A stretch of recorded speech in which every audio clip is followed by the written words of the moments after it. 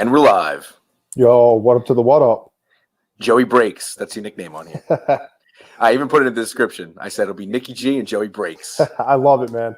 Right? Not bad. Not bad at all. I threw on my Viking shirt today because I know we're going to talk fantasy football. Oh, we're talking big fantasy football today. Joe, so by the way, everyone tuning in, once again, if you're not subscribed, like, comment, subscribe, The Oddsfathers, Joey Breaks, Nicky G. How you doing? So, as the sports season goes on, we're going to have more and more content to bring you, more and more, different sports to cover. As you know, if you followed me at the Oddsfathers, we have a huge Twitter following. You're following from there.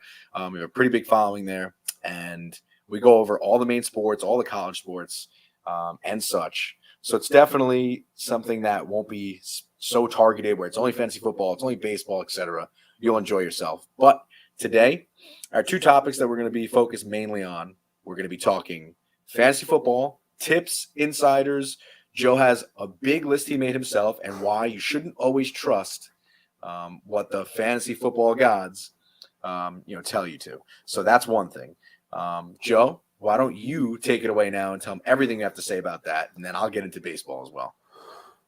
So this is the first year that I've been extremely proactive of making my list. Normally I do it around, let's say, first week in August, second week in August, right before the fantasy season starts, because I kind of want all the camp battles to kind of be, maybe half over, maybe an injury or two kind of happens, so you kind of see, the landscape of what's going to happen in the future. But I said that I would release it as far as next week, and I will continue to change the draft, change my draft picks, and change the draft order of where all the players stand. And dude, it's been tough. I know I mentioned it on Sunday where I had no problem ranking the top 200 people and moving a handful of people. But, even we were just talking about right before the show, I've been very proactive about moving the top 100. And, dude, the second 100 kind of fell off, and now that's all I did today. Moving the bottom half, the 101 to the 200. And, we were just talking about it where you got a lot of great values there that I just feel like I haven't valued them enough. And, we talked about it before, Nicky G, he's a big Jets guy. Michael Carter falls in, like the 120 range. And I just can't see how he doesn't, outperform that AD pick. That means in a 10-person league, he's going in the 12th round. In a 12-person league, he's going in the 10th round. Like, even though he's the, RB2 for the Jets, dude, the carries are going to be there. That offensive line's better. And Breece Hall has to learn the system. Even though he could be a better prospect and could play better this year, Breece Hall's going in the 4th, 5th round. And that's exactly where I have him too, because that's where, I think he can land and, everything else. But you can't tell me that, in garbage time or in the pass game, Michael Carter's not going to shine. He proved it last year that he's a serviceable running back. The Jets just happen to get a steal with Hall. And just many players like that, kind of like, now is Kadarius Toney, doing better, and all those players, like kind of like I said, in that 101 to that 200 range. It's very difficult, but I'm finding it, very entertaining. Yeah, so this is the best time of year. I mean, this is Christmas in the summer when you talk about fantasy football, and there's so many nuances that go into making your draft board. That ADP and EDP, for those who don't know, expert draft position, what that means, like what Matthew Berry or whoever works on YouTube, Yahoo, decides to tell you who they think is the best player, etc. But there's always a caveat that comes with that. So and it's so important to follow those things. There's the thing I always say, and we used to go live every Sunday on it. We had a big following on it when we actually went live from Insta on the Oddsfathers page. For me, it's a litmus test of 2 degrees. 1, analytics, right? You need to trust the analytics behind. These are their stats. This is what they do. This is what they're projected, etc. You also need to have the eye test. You need to be. I mean, hey, you could win a fantasy football league if you're not a real football fan and don't really know the players. But when push comes to shove, the truth is you're going to win if you're watching and you know certain players and you can pick up on things. That, hey, if you're the first to that news, it doesn't matter that you don't work for Yahoo or ESPN, et cetera, and pick up. And that's what Joe's pretty good at.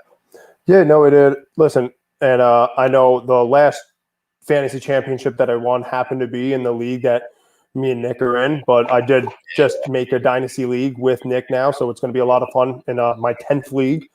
Why not? But dude, the championship game was absolute garbage versus absolute garbage. My garbage just happened to be better because of all the injuries and everything. There's skill can get you a great record into the playoffs, but dude, that luck when you're going into week 14, 15, and now your superstars are starting to rest. Listen, you it's just tough, man. It's crazy.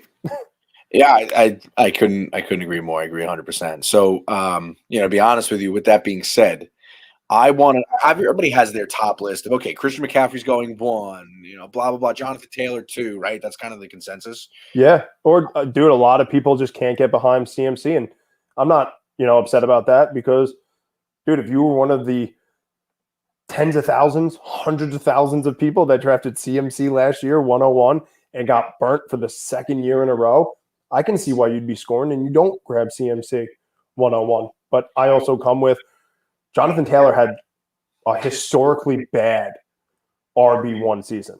He was actually outscored PPR points per game by 2 running backs last year.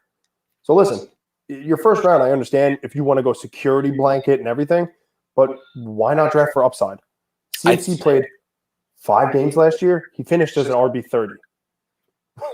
I think so. Yeah. So first of all, CMC in the 2.5 games he played, right? He played 2 full games, and one of them he got injured in and got taken out. Because I have him. I do a keeper league where I have CMC, and I'm keeping him again because it's just I can't. That the level of production we've seen when he's healthy is something that I can't pass up. And it's almost like law of averages. Like it's been a couple years in a row that he's been unhealthy. Like he's got to be healthy this year, right? He's got to be more careful with him this year, right? And I'm also looking at it that way.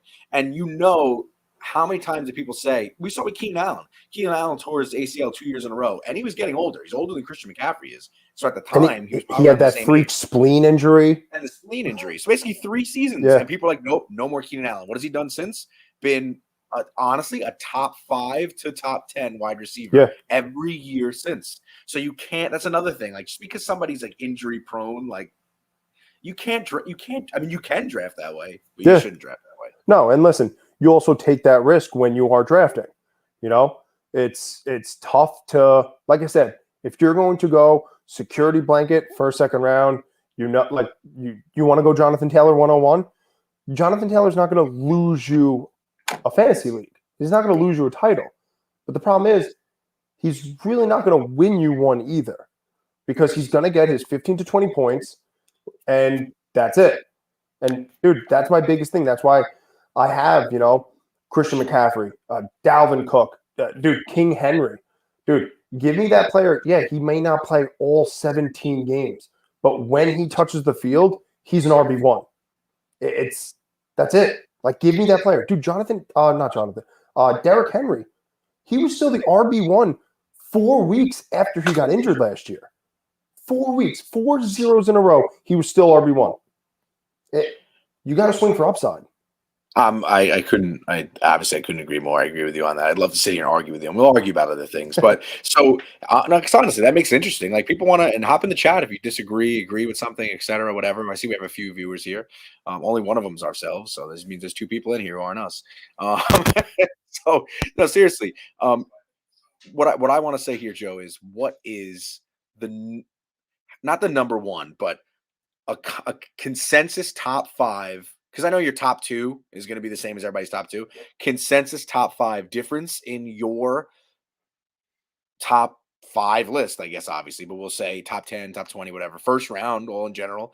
So, what is your biggest difference and why? Wide receivers. More of them, right? Yeah. There's going to be so many wide receivers. For running backs, I don't mean to cut you off, but I'm like chomping at the bit to say this now because every year and I'm the first one to admit it. I always go RB heavy. I think this year there's going to be a lot more wide receivers in that first round. It might be 4, 5 running backs. It might be 7 wide receivers in the first round. It's actually a scary wide receiver year because you have these freaks of nature that finished as wide receiver 1s last year, and their targets and their situation has only gotten better. So like I know like consensus is Cooper Kupp, first wide receiver off the board. Don't be surprised if Justin Jefferson ends up being the first wide receiver. Like, I wore my Vikings shirt for a reason. I'm a homer. I love the Vikings. I mean, those guys are proven. It's not a homer pick. KOC is going to revamp the Vikings offense. And listen, me and Nick talked about it before we even went live. We'll do it live. Fuck it. Someone like Eckler, I'm keeping in front of Dalvin Cook only for a short while. When it comes down to it, there's going to be,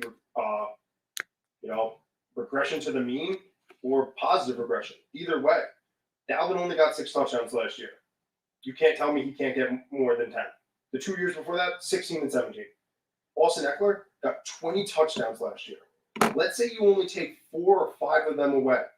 Keenan Allen, Mike Williams. Let's say the guy Spiller comes in, Bouton, Palmer, whatever their tight end is, because you really don't need a tight end on the field when you got 4 fast wide receivers running around the field. And Austin Eckler and Spiller, dude. There's so many weapons. Eckler, dude, he's not going to get 20 touchdowns. I think 5 or 6 of them were in the air. There's going to be a regression to the mean. And that's where someone like Dalvin Cook can, and I know this name is going to be great, DeAndre Swift, can King Henry come back and be who he was? Like, I think most of these running backs, if not all, will finish above Eckler. But right now I'm in, a line with consensus where Eckler, until something happens, he's going to be put ahead of them. But I think anyone can make that argument where, hey, listen, the touchdown regression is going to, scare me. Can any of those guys do it? Yeah. Dude, right now, Najee Harris, or who else is on that team? The quarterback situation is absolute garbage. What's going to happen? You're going to run the ball. You're going to check Juju's gone. Najee. Like, dude, it's going to be bad. So, would you say in your top 10 are your 2 biggest surprises, good and bad, like boom or bust? What are your 2 biggest surprises? Top 10. Let's call it top 12, because let's say most people, I would assume, and if you disagree, I mean, you could comment, but I would say on average, most fantasy leagues are 12 teams, right? Sometimes there's 10, they can't get enough people. Sometimes there's 14 because you want to involve everybody, But 12 with a half point to full point PPR seems to be the standard. If you're in an 18 league, please reach out to me and Nick. We'll happily join to make it a 10-team league. But as far as biggest surprises, I got 5 wide receivers in my top 12. Like you said, could there be 6 or 7 by your fantasy draft? Yeah, man. My biggest surprise is how far I've kind of been dropping Stephon Diggs. I actually had Diggs at the number 10 spot, the wide receiver 4. And, eventually I put Devontae Adams above him. I think Mike Evans, if anyone can actually get 20 touchdowns this year, Mike Evans, before Chris Godwin comes back and now Gronk's gone, Mike Evans might have 20 touchdowns. And I know that's, crazy to think, but who else is Tom Brady actually going to throw him the ball? There's less weapons. If he stays healthy, I can see it, but you're not going to have Antonio Brown there. You know what I mean? Like, yeah. But then also, and we talked about it right before we went live, dude, CeeDee Lamb. Even though CeeDee Lamb doesn't play every game, if you get 14, 50 games out of CeeDee Lamb, and he's Dak's number 1 target, where now they don't have Cooper, you don't know what's happening to Michael Gallup. He says he's good for week 1, but come on. If he's back by week 4 or 5, that's still good. CeeDee Lamb is going to gobble him up, and it's going to be crazy. The first half of the year, I can see CeeDee Lamb actually being wide receiver 1 or 2.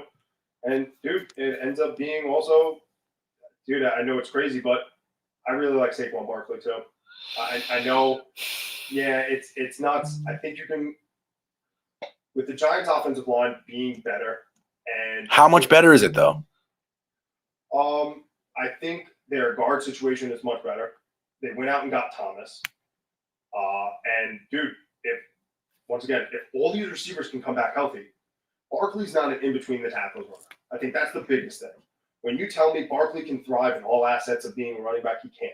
He cannot be put between the guards. He can't be put between the tackles. He's an outside zone runner. Maybe he finds a hole, maybe a cutback lane. So here's why I never draft Saquon Barkley. Not because I'm a Jets fan, so I'm anti-Giants. Because honestly, I'm not anti-Giants. Side note, if you guys haven't went and seen it yet, It actually looks phenomenal. The Giants brought back their throwback, like, 80s and like early mid 90s jerseys with like the bright royal blue color, the white pants with the blue and red stripe, the red and white pinstripe around the neck, and the navy blue with white face mask helmet. They look phenomenal. They look out of control. Yeah. I'm a big fan because now the NFL has that their rule is over where you can only have one helmet. Remember they had that for like the past 5 or 6 years? So teams' alternates were just a different logo. That's not the thing anymore. So now you can have different colored helmets. So I'm interested to see only 4 teams announced. We saw the Eagles have their Kelly Green, Giants have these, the Bengals have their White Tiger, and the Panthers have their Black Panther. So if you really think about it, all the teams that care about looking good and not playing good are going to do great because none of those teams are going to make the playoffs. Right now, the Bengals, I kid. The Bengals are a good team. They made the Super Bowl last year. Historically, they never won a Super Bowl. But the Giants, the Panthers. What's wrong with teams that are 0-4 in the Super Bowl play? Yeah, true. But seriously, Skull and let's go Buffalo. But the Giants, the Eagles. I'm going to say the Giants, the Eagles, and the Panthers. None of them make the playoffs. As a matter of fact, I think the Giants and the Panthers both go under on their win totals, and I think the Eagles are going to be decent but just miss the playoffs. But we'll get to that another time. Dude, that's 7th spot now. And saying as a Vikings fan, bro, the Vikings had an awful season last year. If they won one more game, they were in that 7th spot, and they had no business being in the playoffs. So, but I wanted to talk about something. I wanted to get into NFL futures a little bit because there's still crazy stuff on the board right now that I see that I'm like, how is you brought up Austin Eckler before, yeah. and you brought up, I want to say San Diego every time. Go Chargers, go! I want to say San Diego every time, but we're talking about the LA Chargers. They're plus 1,500 their future to win the Super Bowl, plus 1,500. So I know the Bills are good. The Bills are plus 600, but then you have the Chiefs at plus 1,000. The Chiefs are not going to be as good. I'm sorry. Like, I know, like, oh, you know what I mean? They don't necessarily need Tyreek Hill. They still got plenty of other weapons. They still got Pat Mahomes. Like, yeah, the Chiefs are going to be good, but why can't the Chargers beat them? The Chargers have loaded up. Okay, they loaded up. They got Derwin James back. They got Jackson. They got Khalil Mack. I mean, they've drafted well offensive linemen over the past couple of years. Like, they're going to be legit. Like, they are going to be really good. Herbert's only going to get better. He didn't have a sophomore slump. Okay, maybe his numbers were a little less than his first year in the league, but like that happens. But it wasn't a sophomore slump. Like, plus 1,500 for the Chargers. I'm sorry. That's well worth sprinkling. You're talking about great money being on the 3rd or 4th best team in the AFC, and like you said, you can't tell me they can't win. Their defense is better improved. Just you listed off all the additions. And now you're talking about the entire offense is coming back, but better. With a better offensive line. Yeah. So you have a better offensive line than you have, and you have a defense now that is vastly improved. But you still have Justin Herbert, Austin Eckler, Mike Williams. Come on, Keenan Allen. The list goes on. There's people that I'm not even mentioning. So, like, this team could potentially be still putting up their 40, 45-point games all the time like it's nothing with a defense that's going to hold the other team now. And you give me plus 1,500 on that? That's good. I mean, the Bills, of course, we all love the Bills. Everybody knows Josh Allen's legit, slings it around. The Bills have a loaded team. But, they lost a GM and a coordinator, right? So did they really get that much better to be plus 600? Yeah, they could win it, but plus 600 is nothing crazy. The next best team in the AFC is the Chiefs at plus 1,000. So that team scares the hell out of me, and not in a positive way. The Chiefs? Yeah, I just don't see. Like, I understand they have the best quarterback in the league. You can argue. Tyreek Hill was so crucial on that team, man. Dude, take the top off the defense. Perfect for Mahomes. And it just made, like, I'm sorry, people like Kelsey's going to get way more targets now. Yeah, okay, he'll get more targets, but is he going to get more yards and more touchdowns? So they might look at him more, but Kelsey's not. I'm sorry, Mecole Hardman is not taking the top off the defense. Like, I'm sorry, he's not. They've been talking about speed for 4 years. He's done nothing. He's literally done nothing. MVS couldn't make it happen with Aaron Rodgers. Okay? Juju hasn't made it happen in 3 or 4 years. Clyde Edwards-Helaire sucked 2 years in a row now. The first year he had some injury problems, and the first few weeks of the season he lit it up. But as the season went on, he couldn't stay healthy, he couldn't stay on the field, and when he was on the field, he wasn't that good. And then last year, he was terrible. You're talking about a draft pick that actually could have changed if they won the second Super Bowl. It's Clyde Edwards-Helaire. If they just drafted someone different at that spot, whether it was an offensive lineman, a defensive back, a linebacker, maybe another wide receiver, anyone to help Mahomes more. Bro, Durham Williams would come in and take carries away. Durham Williams can't stay on a team for more than 2 years. Right. And he's better than CEH. Listen, I hope he's, listen, he had that, quiet injury last year that, kept him off the field, played through injury, whatever. This is it. Year 3. Can he make it happen? But now you got Rojo breathing down your neck. Rojo was a draft bust. But, dude, Rojo scares the hell out of me to take that CEH role.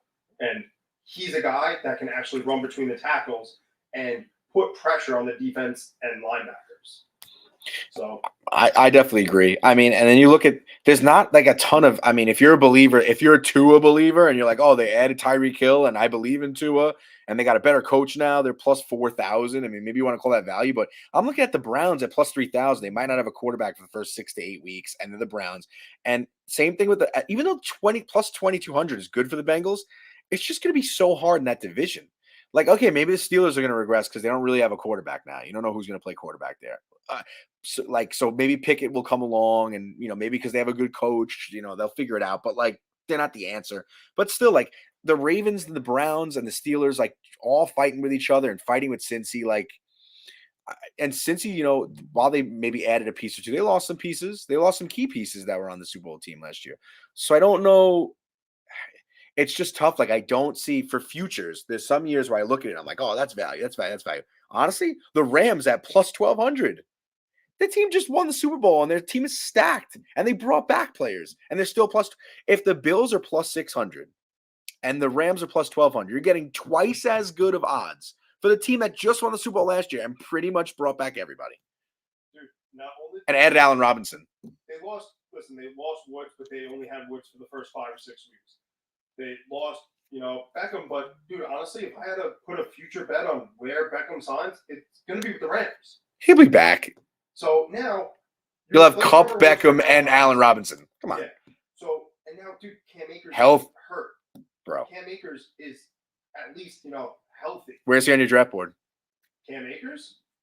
Give me 1 second. Cam Akers, 37. So you have a early 4th round value on him. So I have Cam Akers right in front, and I think he deserves this, right in front of J.K. Dobbins and Elijah Mitchell. So if you want players that, showed potential, but you really don't know what they have, that's right where he belongs. He showed potential. He showed potential in the last 6 or 7 games of his rookie year. Last year was supposed to be his time. Listen, the Achilles, it killed him, but dude, he also came back from it. Listen, I'm also a big volume guy, and I understand, volume and targets and touching the football and carries. Dude, Sony Michel and Darrell Henderson couldn't figure out how to be better than a 60% Cam Akers. They love Cam Akers. Henderson had his moments though last year. But Sonny Michel was a massive display. Just goes to show you how smart Belichick is. And also, that he just knew this guy's not the answer. See you later. Like, I'll also say, listen, the running backs right in front of Cam Akers are just guys that I can't move yet. It's, David Montgomery, Alvin Kamara, and Elliott. So you're talking about Alvin Kamara, we just don't know about his legal situation. Okay? So if you take that risk and Alvin Kamara, this trial gets pushed to 2023, you're looking at a huge value. Okay, I got him, at the end of the 3rd. But if you draft him there and this legal situation happens, or you're on a 3rd round draft pick, and that's where you start losing your fantasy league. Because you took the upside and it completely backfired in your face. And Elliott, Tony Pollard, I understand that Tony Pollard's going to be there to take carries away, take receptions away, and everything, but I kind of just believe that Elliott played through that PCL injury, and it hindered him. You saw it. He had no running capacity at all. He looked slow. He looked lethargic. He looked bad. So listen, he had it repaired. He's out there, and dude, listen, all the beat writers out of Dallas, they're going to tell you the same thing. Elliott looks great, but Pollard looks great too, dude. He was on his way to be a Hall of Fame running back. If he could give me 70, 80% of what he used to be, I don't mind, throwing him in my flex position And isn't that crazy? That's how far fantasy has come. Yeah. That like you're talking about him as a potential, like, nah, I mean, he's an RB2 flex. Yeah. But it's scary, and that's the whole like handcuff thing as well. You know what I mean? It's honestly crazy.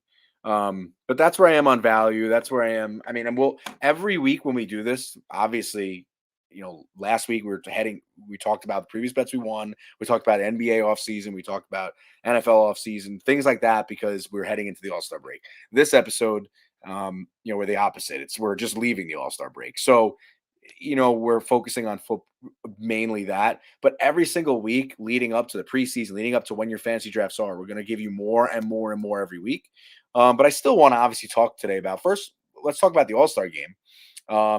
There was a stat that 8 of the last 12 All-Star games, the under hit, but sometimes the under was 8, 8.5, etc. This year was only 7.5. I almost bet over 7.5 because I was like, you know what? After the first couple innings, these guys aren't trying to really like gas it up and strike anybody out. When you have all the best hitters in the lineup, things are going to happen. Giancarlo hits the home run. Then Buxton hits the home run. And you got a game where you're like, oh my God, there's 5 runs scored and we're in the 4th inning. I'm like, 7.5, not a single run scored the rest of the game. And the guy who started the game, McClanahan, who is the All-Star game starter, was the one who let up 2 runs and got whacked, hit around pretty bad. So that's kind of crazy to me, just saying. But the All-Star game was pretty good. I wish it had meaning to it still. I mean, what in the fuck are we doing in these sports with All-Star games that literally have no the MLB All-Star game used to mean the winner of the AL or the NL All-Star game. That's the whole point of it being in the middle of the year. Timeout. I'm going to even go further here. The whole point of the All-Star game being in the middle of the season was so that the winning AL or NL had home field advantage in the World Series. Notice the other sports, those, basketball as well used to be the same way. It doesn't mean anything anymore. But if you look at football, all right, they do the Pro Bowl or whatever because nobody gives a shit. Nobody wants to get hurt. No one does contact. It doesn't mean anything. But it's also the Pro Bowl is only for now, and I love that they changed this, for the teams that don't make the Super Bowl. Right, so all those guys, essentially, if you're not in the Super Bowl, they're all playing. Yeah. But what's the point if you're going to do it in the middle of the season and it still means nothing? Stop doing it. Stop doing these All-Star breaks for MLB and NBA if it's going to be meaningless. Like, why? Who wants to see, okay, Garrett Cole can't pitch tonight. This guy can't pitch tonight. This guy won't hit well. We're going to take him out after 1 inning. They don't want to get hurt because the All-Star game's on Tuesday and Thursday, this guy's starting. So even the players get voted in. They don't play, whatever. It doesn't mean anything, A. And B, they don't want to get hurt because they have a game 2 days later. It's fucking ridiculous. I want to know your opinion about Julio and how he came on and put on, dude, I think it was the 2nd most home runs hit. 32 first-round home runs. 31 knocked Polar Bear out. Yep. And, dude, listen, he had a good 3rd round. It just wasn't enough.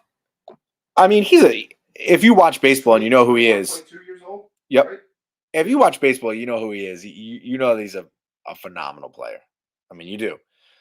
But I think that the one good thing to come out the All-Star break is the casual fans will see these guys they don't really know that well. There's probably a ton of people who are around saying they're hearing all the news about Juan Soto's contract and why did he turn it down and this and that. And there you go. There's Juan Soto, won the home run derby, played pretty well. Not saying that winning the home run derby should quantify getting a $500 million contract, but I think it should. Pete Alonso's worth it. I gotta be honest, and honestly, a lot of Mets fans are not gonna want to hear this. I loved Pete Alonso until this All-Star game, and then I watched him being tough guy, deadlifting between shit, and then meditating and huffing and puffing and being overly competitive about it. And I was kind of like, this guy's kind of a tool. Dude, it's the worst part because, dude, he's not like if you follow him on any social media, bro, he's so fun and just energetic and having a blast with it. I think he let this get to his head. He knew that only Griffey did this before with a 3-peat. Can he really do it? And, dude, he went out there and just choked. It's very simple. And, I love Polar Bear. I think he's a great player. I think he's a good first baseman. I hope he stays with the Mets. I absolutely love him. But, dude, it's supposed to be fun, the home run derby. It ruined it. Was having fun. Except Every him. other player except for Well, Acuna wasn't having so much fun either because he had to watch himself lose. He didn't even give the time of day. He was on his phone sitting, crisscross applesauce on the fucking ground. So Will, Game On Sports News and Picks. So Will kind of changed his name up. It doesn't just say Game On anymore. We're doing well tonight. You missed just fantasy football talk. We were rambling on about fantasy football and futures. To recap it for you, brother, we're doing all right. I talked about why the Chargers at plus 1,500 is major value. Why I love the Chargers so much. And Joe talked about some fantasy football sleepers and why he thinks 7 to 8 wide receivers can go in the first round as opposed to the typical running back heavy first rounds. So that's what we talked about for you and anyone else who tunes in who wasn't with us right away. But now what I'm talking about to carry on is so the casual fan doesn't know Juan Soto and thinks, oh, why is he worth 440? Turns that down. What an asshole. Da da da. I can't stress this enough. I actually commented on one of Will's videos that he did this, and I'm going to make shorts out of this. I'm going to keep saying it. These players, in your mind, in my mind, yeah, I don't think anybody should be making $450 million to do that when a construction worker or the janitor down the hall probably has a tougher job and deserves it maybe more. I mean, I'm exaggerating a little bit, but my point being with that is, yeah, okay, on the outside, he doesn't deserve that much money, but it's apples to apples. Okay, he wants to be, and maybe it's not him. Also, people are saying, what a greedy player. It's not the player. It's the player's agents, right? The agent wants to make the most money that he can. And the players that he represents and the the MLB Players Association, they have an annual average value right now on their players that's maximum in the low 30s. And they're like, why would our best player right now in the sport be only getting 29.5 million per year? Like, no, we want you to re-raise the bar. So it's not necessarily the player being selfish. Don't blame Juan Soto for turning down that contract. Like, it's ridiculous. So of course, if the guy's like, hey, I'm the hottest commodity right now. I won the home run derby. I bat around 300. I hit home runs like nobody's business. I play a very valuable position in the outfield. Like, yeah, I'm going to want to get 33, 34, 35 million a year. And here's the thing. There's always somebody that does. When the Mariners gave Robinson Cano an outrageous contract, when the Marlins gave Stanton a contract and they eventually traded him to the Yankees, Texas Rangers, A-Rod, et cetera, there's always someone who's going to reset that bar. And Juan Soto should be paid more than, I don't want to hurt your feelings, Joe, but not to talk bad about Francisco Lindor, but Juan Soto's a better player than Francisco Lindor. No argument here. And another player's on that list. I think I think an everyday player, like, yeah, pitcher's really valuable. I'm not saying that, but a pitcher plays 31 games regular season and they're valuable in the postseason. And Juan Soto's going to play 156 games a season. So, that's my point is that now that's why Juan Soto is worth that. So if Juan Soto is going to get 35 million a year, okay, maybe he doesn't take 15 years and somebody else gives him 12. But 12 at 38, 39, 40 million a year is still going to be 480. So it's more money on a shorter term, and it sets the bar for the rest of the players, and that's what they're doing it for. So stop. If you're out there and you're saying, oh, Juan Soto is an idiot for turning down money. Juan Soto didn't turn that money down. Everybody who's in charge of anything told Juan Soto not to do that. Will says what the Nats did was such a bad look. Wouldn't fly him out in their private jet. They stooped to the A's level. So if you don't know, we'll talk more Juan Soto drama here. Yeah, because the whole wanting a trade thing, wouldn't resign, turned down their contract, didn't like their contract enough. They said, okay, we're not sending you out on a private charter to the All-Star game. And here's why they were wrong. I understand being salty and saying like, hey, you know what I mean? Like you turned our contract down. Like, okay, screw you. We'll trade you. Then trade him. But here's the difference. He didn't go out in the All-Star game and wear a jersey that said Juan Soto, $450 million. He went to the All-Star game still wearing a jersey and a hat that said Nationals. And you can't fly him out? Clowns. I can't believe they won a World Series. I mean, he really does want to play. Like when I read a report that after like all this trade talk, he didn't want to be traded. He just didn't like whatever. Dude, it all comes down to like the fine print. Same, Will, but it doesn't work that way. I agree with you. It could be like, they were going to front load it in the last 6 years. Like, of course, the team's not going to release this. The last 6 years, he was making like 5 or 10 million a year. Like maybe he just wants the money spread out and everything. But listen, dude, it's all fine print. Like I said, we could be real redundant on Juan Soto, but that's my reason behind there. So we were recapping the All-Star game, we're recapping that. I mean, that's what it is. But that's the one caveat that I'll say that I do like about the All-Star game is it showcases for the casual fans and maybe brings young fans and stuff like that into the game. and shows them something that'll get them to watch for the rest of the year. My next topic that I want to talk about, Joe, in regards to the MLB, before we look into tomorrow's gate slate and give you a few insiders on what our picks may be and what we like. Game On would never treat his employees like that, FYI. Go follow, like, subscribe. Game On Sports and News Picks. He's got locals. He's got Twitter. He's got Instagram. He's got et cetera, et cetera, et cetera. Will works hard. He's got a good following. I'm telling you. I'm not just saying this to plug somebody that I'm friends with. Because there's people that I'm friends with. I'll be like, I like him, but he's an idiot. His page sucks. Will's got a good page. So the first thing I think of, it's not because I'm a Yankee fan that was spoiled and got to see 7 World Series and blah, blah, blah, blah in my lifetime, because I watch World Series when it's not my team, and I watch other sports, not just baseball. To be honest with you, baseball is probably 3 on my favorite sports list. Football is football. I love hockey, and basketball is probably my number 4. So I would probably put it football, hockey, hockey and baseball are like right neck and neck. Football is always number 1. You got 2 bit. Yeah. So here's my thing with Fox. They said their viewership was down 7.5 million. I mean, not down 7.5 million, down to 7.5 million. It was down 9.8% over the year before. That's crazy. But part of that is because who they have announcing. The guy announcing it, I don't even remember his name. I don't know if you look that up, Joe, to get the guy who was announcing last night.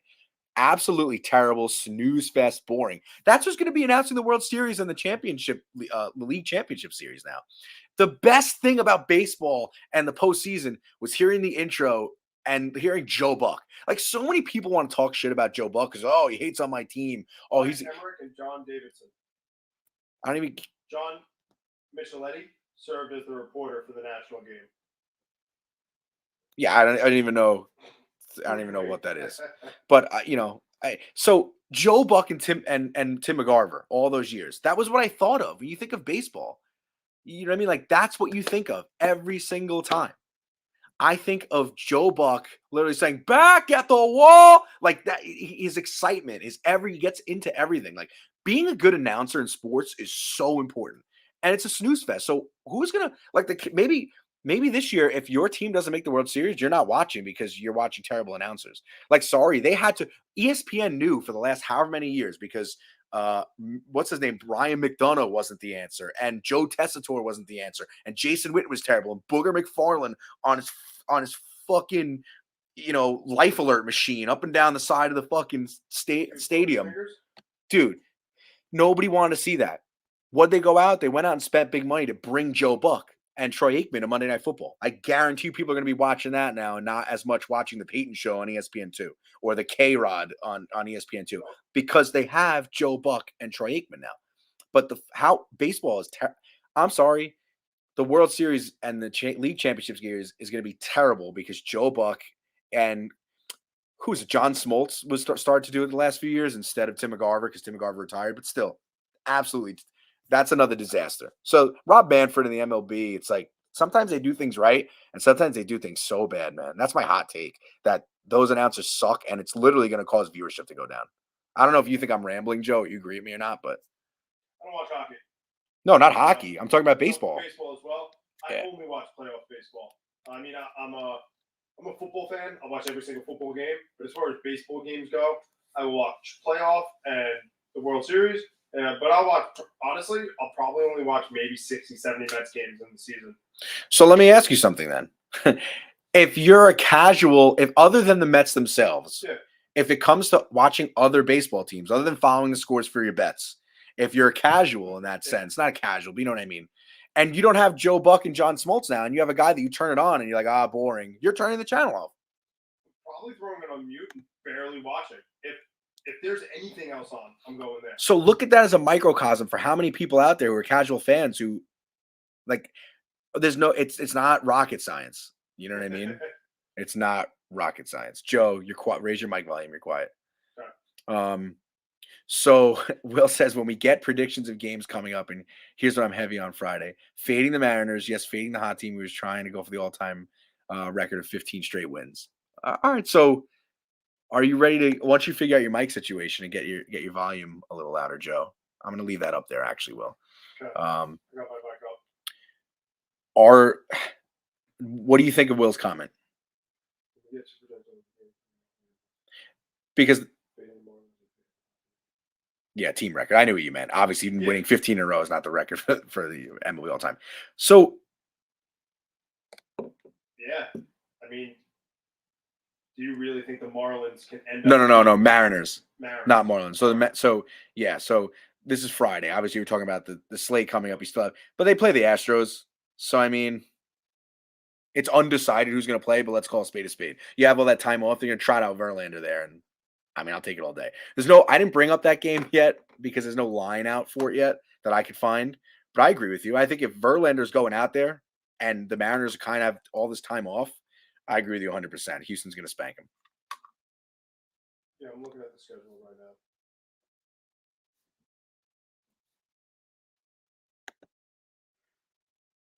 Seattle. Depends. Yeah, it's undecided. Like you said, if Verlander's going out there, bro, hammer. But the Astros have a doubleheader with the Yankees, so actually I could be wrong. And Verlander could be. It's Javier's pitching the first game against the Yankees tomorrow, and then game 2 is Luis Garcia. That's what I said. So I knew I was right. Why do I double? I should never question myself because I'm an absolute degenerate, and I knew that Verlander was not pitching. So yeah, so those guys are pitching. They're going to get Verlander, and Verlander's going to go out there and crush him. So I do like that take. Yeah, Valdez is pitching for Houston right now on Sunday, and they're not playing Saturday. So yeah, that's 100% Verlander. So you're right. That streak's coming to an end. Cash it. But let's look into tomorrow's games. The Yankees are undecided on both their pitchers, so I can't wager that game. Although the first game, there's a line out already for, and Houston, I believe, is minus 175 with Javier on the mound. But the Yankees don't even have a pitcher announced. So I would lead me to believe that Cole pitched Sunday, right? So he's probably not going to pitch because it wouldn't be enough days off. Who pitches? It's not going to be Nestor Cortez because he pitched in the All-Star game. So I probably stay away from that and don't bet that at all. But, a line that I think is a sneaky good line is the first half over in tomorrow's Texas Rangers Miami Marlins game. The over-under on that game right now is 7, which means the first half over-under is going to be 3.5. I'm sorry. This isn't Sandy Alcantara on the mound right now. And for the Rangers, it's not Martin Perez. You have John Gray, who's been pitching better as of late. And you have Pablo Lopez, who, again, has been pitching better as of late. So, all right, the ERAs are high 2s and high 3s. Okay, they might pitch well, but 3.5 runs, Texas can smoke it. Like, they've been hitting. Look at, other than the last stretch of games where they played the Mariners, they scored 7 against the A's. They scored 10 against the A's. They scored 5 against the Twins. They scored 9 against the Twins. They scored 6 against the Twins. They scored 9 against the Orioles. They scored 6 against the Orioles.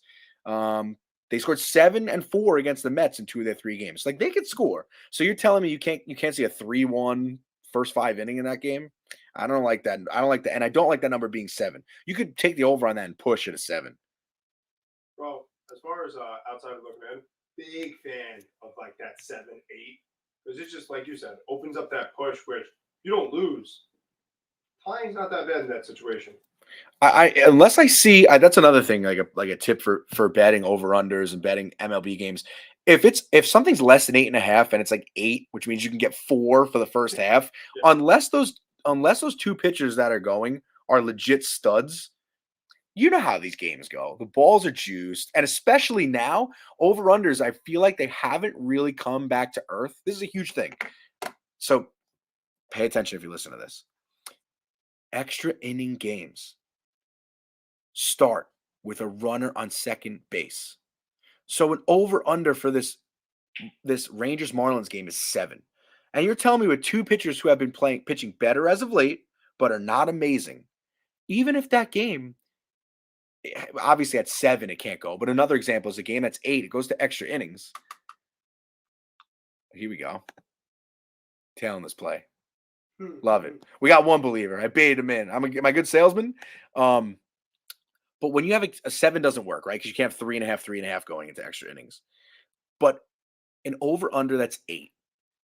4-4 going into extras, it's just, even though over under's 9, 4-4 going to extras, chances are you're going to get more than that one run. If the over under's 9 and you're like, oh, I want to smash that over, and it's 4-4 going into extras, chances are with that free runner on second base with no outs, you bunt them over to third base, you sack fly, you manufacture a run. That's if you don't get a hit or a home run. The books have not adjusted. It's been 2 years. The books have not adjusted. Over-unders, 7, 8, 9. With how many games? Every night a game goes to extra innings, right? Joe, how many parlays do you put in that you're like, shit, this is going to extras now and I have the home team. My -1.5 is not going to hit.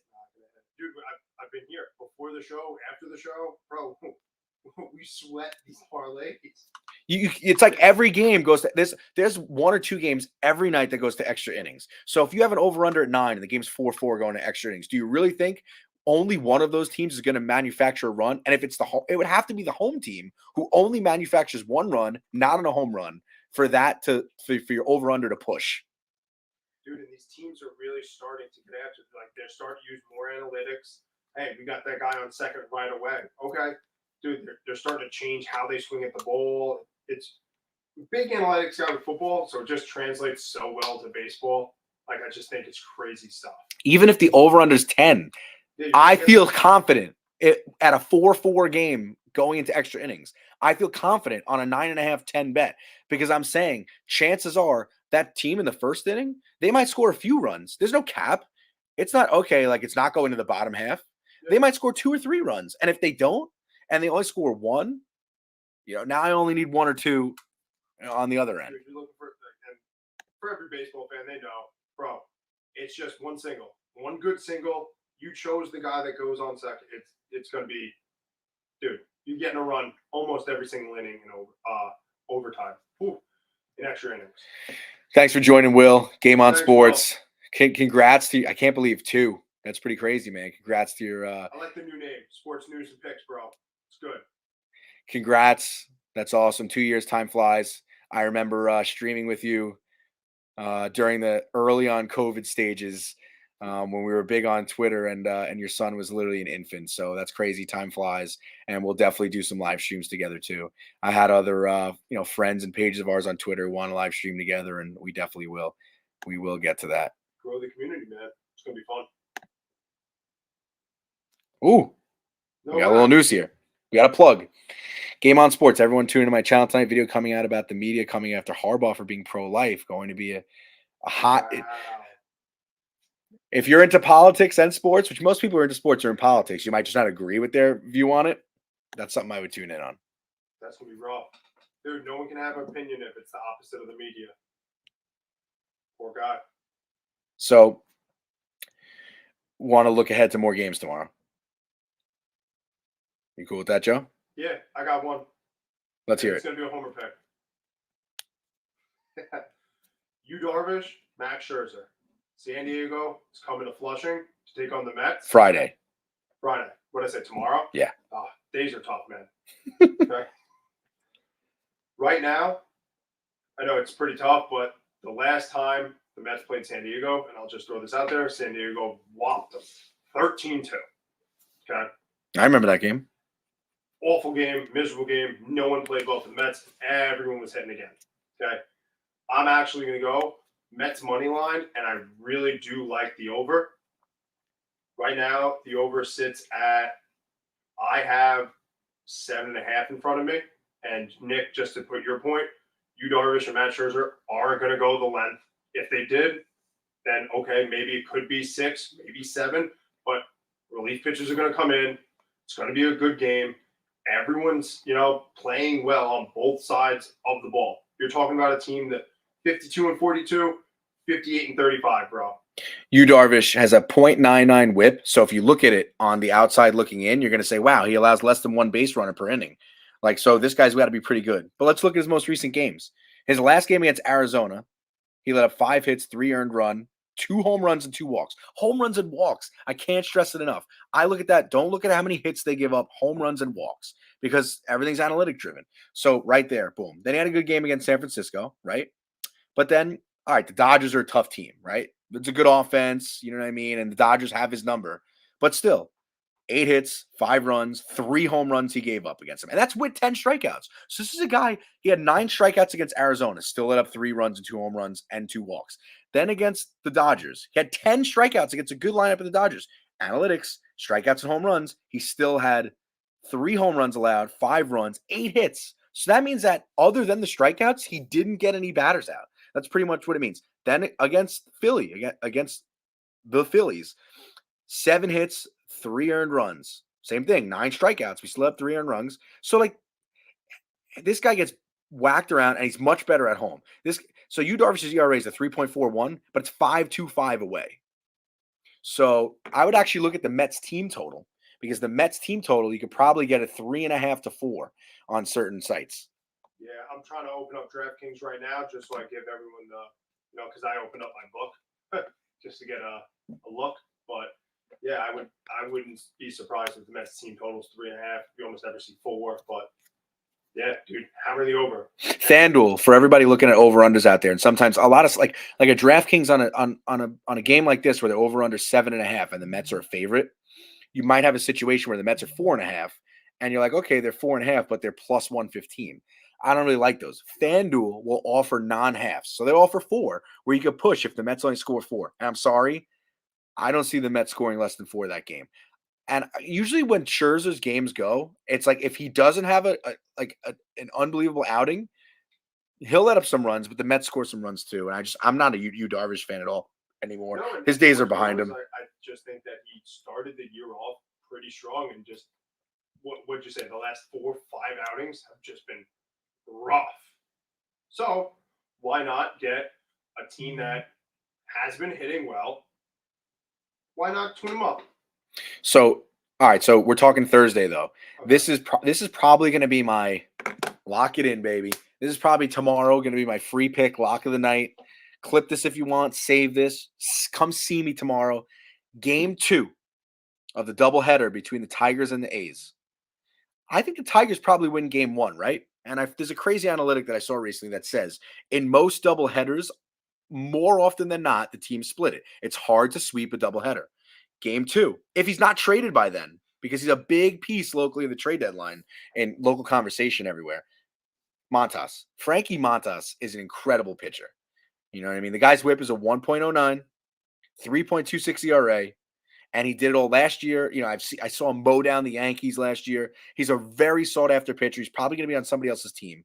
You already know the Oakland A's shopped everybody away. They got rid of Starling Marte. They got rid of Bassett. They got rid of what other pitchers did they get rid of? They lost a ton of players. They lost Chapman, their third baseman. So they're already in rebuild mode, and they're 32-61. So they might trade him. But if he's not gone, Garrett Hill is going for the Tigers. Garrett Hill, granted, only 11 innings pitched, so it was only a few outings, but 3 walks, 2 home runs, 5.73 ERA. It's hard to sweep a doubleheader. I would lock in the money line bet for Oakland A's game 2 doubleheader. I like that. The line line is minus 155 right now. I know that's juicy. Usually minus 150.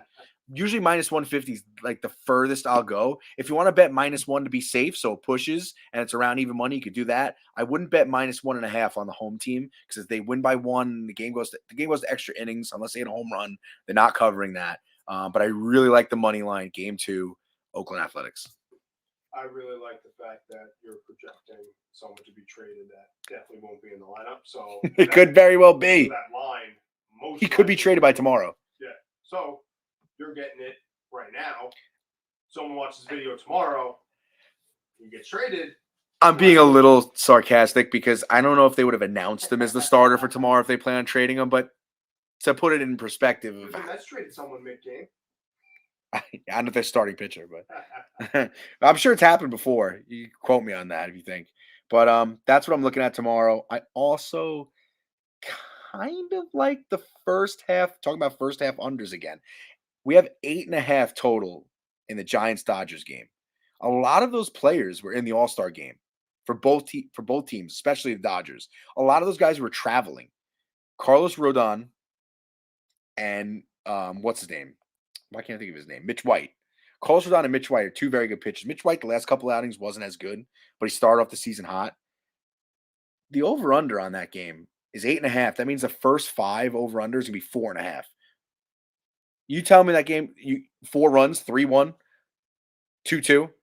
I kind of like that as well. I don't know if I'm going to lock that in just yet. I'm going to have to take a deeper dive into it and see the batting lineups numbers against each other.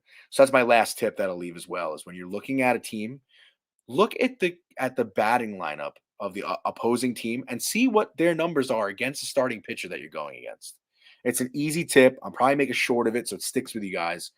But see what their career numbers are. You could have a pitcher who has an incredible ERA for the season, is a great career pitcher. But if there's 2-3 guys in that lineup who consistently smack them around, bat 400, hit home runs off them, like Devers does against Garrett Cole, you got to think twice. But Carlos Rodon, Mitch White, that could be a low-scoring game, especially teams traveling, tired, had a lot of guys playing in the All-Star game. But you got anything else, Joe? No, not at all. I'm just very excited that football's almost here. And when football season comes around, that means baseball playoffs are here, basketball preseason's here. There's a lot. Hockey starts. Yeah, dude, there's so much more going on. There's going to be so much more to talk about. And I'm just very excited. So talking with you and BSing here and, having your buddies and my buddies join, it's been a lot of fun. And I can't wait till the content gets that much better. Like, comment, subscribe. The reason why we ask you is not to monetize to make 5 cents a view on 40 views and make 20 cents. The reason why we want to do that, if we can monetize, once we can monetize, YouTube will sponsor us more. We can get our name out there more. The more subscribers we have, the more likes, comments we have, is the more we can give back to the community. I want to do giveaways. We hit this many subscribers. We hit this many followers. We tune in at this time. We can give this merch, Oddsfathers merch, things like that. Give away a free bet. This is what we want to do. And the best way to do that is when you like, subscribe, and comment. We want to give back to the community. So listen, we were able to get to about 7,000 followers on Twitter. I think we could do it on YouTube. Squeaky wheel. Early bird gets the worm. See you later. We're on fire. 3-1 in our daily picks. 3-1. 3-game winning streak. Exit velocity. Everything you want to know. Craziest bet, man. You told me that, hammered it. We're on fire. I told people the next day, I was like, yeah, dude, hit a bet last night. Exit velocity. They were like, what was it? Like, oh, bro. What was it? 108, 109? 112.5 was the over-under. Bro. It hasn't finished under 100. The under hasn't hit on that in 5 years. It was still 112.5. Alonso hit 5 in the first round last year that were over 112.5. Sure enough, Acuna hit one for 115. Alonso hit one 113. And I stopped watching at that point because the bet was hit, baby. Dude, it's easy. When they have to get that 440, bro, all you need is that 460, 470, and there's the lock. So listen, we're 3-1. We're on three in a row. The first one we lost, we barely lost. It took an extra innings, ninth inning, 2-out rally by the Nationals to kill that. We win bets. That's what we do. 3-1, guys. Peace. Later.